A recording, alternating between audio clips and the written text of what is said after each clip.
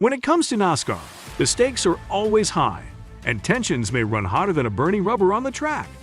And when Austin Dillon's number 3 Chevrolet Camaro was given an L1 penalty, he wasn't just irritated, he was enraged. In today's video, we'll discuss the core matter debate, delving into the causes that led to the penalty and exploring emotions that brought Dillon to the brink of madness. So fans, stay tuned to NASCAR Zone as we uncover what's next in NASCAR. But before we dive into that, do subscribe to our channel and hit the like button.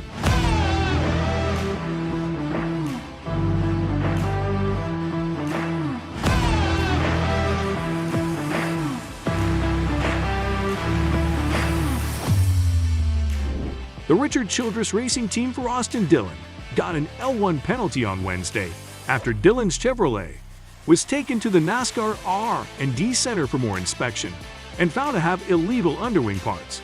After Dillon's win on Sunday at Martinsville Speedway, the number 3 car was one of 2 that were pulled up for post-race inspection. In the NOCO 400, Dillon ended up finishing in 12th place.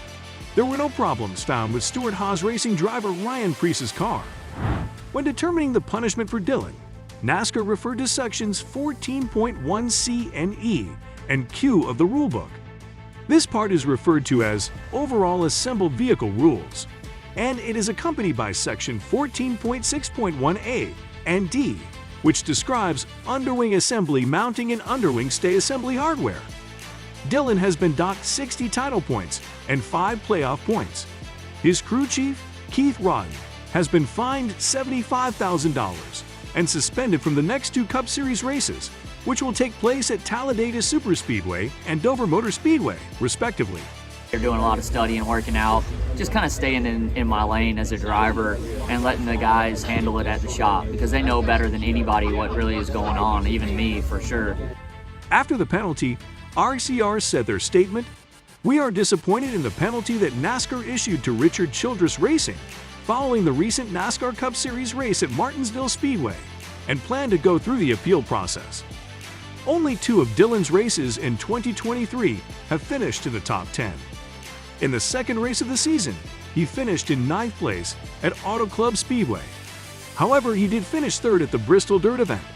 Because of the penalty, it is highly unlikely that Austin Dillon will make it into the postseason for a second year in a row without first winning one of the remaining 17 regular season races. Even if an appeals panel decides that Dillon's number 3 team was guilty of an infringement, his Richard Childress Racing team won't be able to get its points punishment overturned because they have the option to appeal the penalty. After Hendrick Motorsports was able to get its 4 100-point penalties removed at Phoenix, even though it still had to pay a $400,000 fine, NASCAR changed the wording of its rulebook to prevent appeals panels from removing points penalties from punishment if the ruling isn't completely overturned. A day prior to the imposition of Dillon's penalty, NASCAR announced that it has submitted a request to the final appeals officer, Bill Mullis, to reverse a penalty of 100 points levied on Justin Haley and Colleague Racing. At Phoenix, both Hendrick Motorsports and Colleague Racing had their hood louvers taken away, and both Haley and his car were docked 100 points for the infraction. Contrary to the decision made on Hendrick's appeal, the panel that heard Colleague's appeal did not overturn the 100-point deduction. For the purpose of maintaining a level playing field among competitors, NASCAR stated that it wished for Colleague to receive the same penalty as Hendrick. The louver penalty received by Hendrick's team in 2023 was the first time any of its teams have been penalized. After the race in Richmond, NASCAR penalized 60 points from each of William Byron and Alex Bowman's totals after discovering issues with the greenhouse assembly of each of their cars. Wednesday's penalty report also said that crew members from the number 78 Live Fast Motorsports team would be suspended for 2 races. Chris Jackson, rear tire changer, and David Smith, jackman, have been barred from competing in the races at Talladega and Dover as a result of the fact that the right rear wheel fell off the number 78 car with less than 100 laps remaining on Sunday. In addition to being disqualified from the race, Anthony Alfredo, who was operating the vehicle at the time, was forced to sit out a total of 2 laps as part of the penalty. In the field of 36 cars, Alfredo finished the race in 35th place, After the race that took place on Saturday at Martinsville, 3 crew chiefs competing in the NASCAR Xfinity Series were each given a punishment of $5,000 after the event. One lug nut was not tight on the cars that Mike Bumgarner, Jeff Meendering, and Mike Sturz were in charge of. What do you think? Will NASCAR appeal the RCR penalty? Let us know in the comments section below. Be sure to hit the bell button and subscribe to our channel to get the latest updates. If we talk more about Richard Childress Racing, the team is working on some plans for sponsorship. According to an announcement made by Richard Childress Racing, McLaren Unique Grills, a barbecue company based in Winnipeg, Canada, that specializes in creating unique barbecue grills for sports fans, has joined with Richard Childress Racing to become the sponsor of Kyle Busch and the number 8 team in the NASCAR Cup Series. The collaboration will be introduced to the public for the first time at Talladega Superspeedway on Sunday, April 23 at 3 p.m. Eastern Time on Fox, MRN, and SiriusXM NASCAR Radio. During the 2023 season, Busch will compete in a number of races, driving the McLaren Custom Grills Chevrolet, bearing the number 8 number. During the current racing season, the one-of-a-kind BBQ firm will also present fans of Kyle Busch and RCR with a line of bespoke items.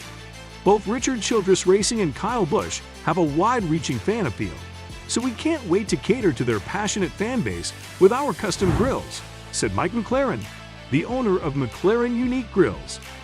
We believe that this race team partnership is the perfect platform for our custom grills, and we can't wait to see the McLaren Custom Grill Chevy competing on the track this season. McLaren Custom Grills will take advantage of their relationship with RCR to increase brand awareness and introduce race fans to a variety of bespoke goods that can be purchased on the website McLarencustomgrills.com. The company, which has its headquarters in Winnipeg, Manitoba, Canada, is committed to producing a grill that any sports fan would be overjoyed to call their very own and a brand name that consumers are pleased to publicly support. In addition to their relationship with Richard Childress Racing, McLaren Custom Grills is the official barbecue grill of the NBA. According to Tori Galita, president of RCR, we are looking forward to the opportunity to assist Mike and his team in introducing the McLaren Custom Grills brand to NASCAR fans. They're going to love the products. Now let's move on to the next news of NASCAR. NASCAR and Leidos are working together to develop the Artemis Moon Rover. Leidos and NASCAR are working together to construct a lunar rover for a competition that will be held by NASA in the near future.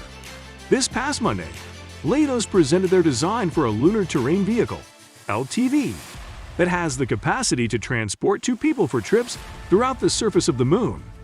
The business and its Dynetics team had set their sights on winning a NASA contract for the Artemis 5 mission, which will take place in the late 2020s.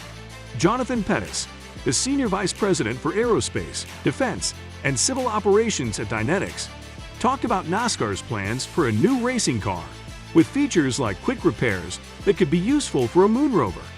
Another reason for collaboration is profit.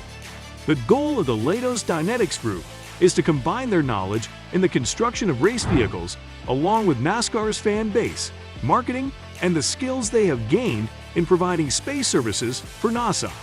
This may give the company the ability to make the rover available to further consumers, as well as the opportunity to seek funds and possible sponsorships. Talking about the next race in NASCAR will be at the Talladega Superspeedway. Since the 1970s, the Talladega Superspeedway draft has been known as a leveler. Most of the cars tend to get stuck together in a big pack because of the draft. The main result of this is that slower cars can latch on to faster cars and stay at or near the front. There are sometimes surprising winners and accidents on the last lap as cars try to get through the crowd. And the big one, a multi-car crash that usually happens at Talladega, takes out many of the cars that were in the running for the win. Hendrick Motorsports is back on top with Kyle Larson, earning his second win of the 2023 season at Martinsville, beating Joey Logano and Martin Truex Jr. 5 points ahead of Ross Chastain, Christopher Bell still has the lead in the title. Chastain is coming to Talladega as the current winner of the April race, which is the last Cup Series race he won. This week, during Kaulig Racing's last appeal, all of the points punishments were taken away, This was done at NASCAR's request to be fair. The last 4 Talladega races were won by drivers who were 10th or worse when the race began. In both Talladega races last year, only Ross Chastain, Chase Elliott, Michael McDowell, and Eric Jones finished in the top 10. In April, Chastain won, and in October, Elliott did. So that is for today. Hope you enjoyed it. Tell us in the comments what you think about the video. And don't forget to subscribe to our channel to see more of our videos on NASCAR updates. Look forward to seeing you in the next video.